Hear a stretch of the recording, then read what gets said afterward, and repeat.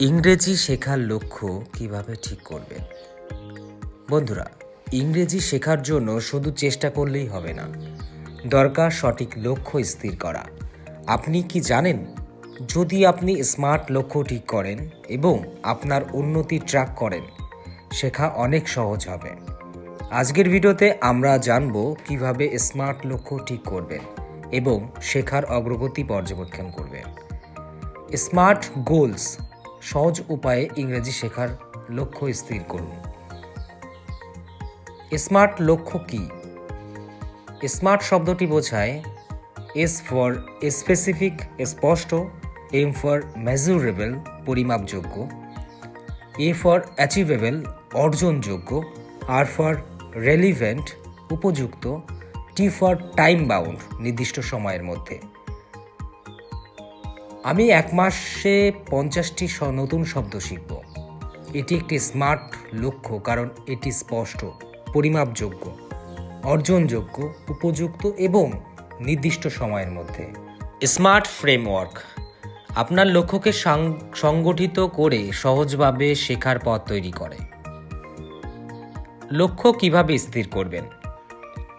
ইংরেজি শেখার জন্য লক্ষ্য স্থির করার সময় নিচের বিষয়গুলি মাথায় রাখুন। কি শিখতে চান তা নির্ধারণ করুন। যেমন, আমি প্রতিদিন 10 মিনিট ইংরেজি কথা বলবো। ছোট ছোট লক্ষ্য ঠিক করুন। বড় লক্ষ্যকে ছোট ধাপে ভাগ করুন। যেমন, প্রতিদিন 5টি শব্দ শিখব। ব্যক্তিগত চাহিদার উপর ভিত্তি করে লক্ষ্য স্থির করুন। আপনার কাজ বা পড়াশোনার জন্য প্রয়োজনীয় বিষয়গুলিকে ফোকাস করুন। আপনি যদি কথা বলার দক্ষতা বাড়াতে চান, তাহলে প্রতিদিন 5 মিনিট আয়নার সামনে প্র্যাকটিস করার লক্ষ্য স্থির করুন।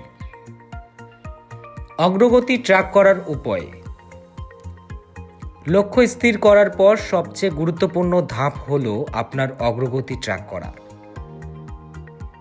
ডায়েরি বা নোটবুক রাখুন। প্রতিদিন শেখা নতুন শব্দ, বাক্য বা চর্চা লিখে রাখুন। অ্যাপ ব্যবহার করুন। ডুওলিঙ্গো বা মেমরাইজ এর মতো অ্যাপ ব্যবহার করে শেখা সহজ করতে পারেন। নিজেকে টেস্ট করুন। প্রতি সপ্তাহে নিজেকে পরীক্ষা দিন। নতুন শেখা শব্দ বা বাক্য ব্যবহার করে 5টি বাক্য তৈরি করুন। যদি আপনার লক্ষ্য থাকে 1 মাসে 50টি নতুন শব্দ শেখা, তাহলে প্রতি সপ্তাহে চেক করুন কত শব্দ লিখেছেন বা শিখেছেন। Tracking motivation progress. বন্ধুরা, ইংরেজি শেখার জন্য স্মার্ট লক্ষ্য স্থির করা এবং অগ্রগতি ট্র্যাক করা অত্যন্ত কার্যকর পদ্ধতি। লক্ষ্যকে স্পষ্ট এবং বাস্তবসম্মত রাখুন। ছোট ছোট ধাপে এগিয়ে যান। নিয়মিত অগ্রগতি পর্যবেক্ষণ করুন।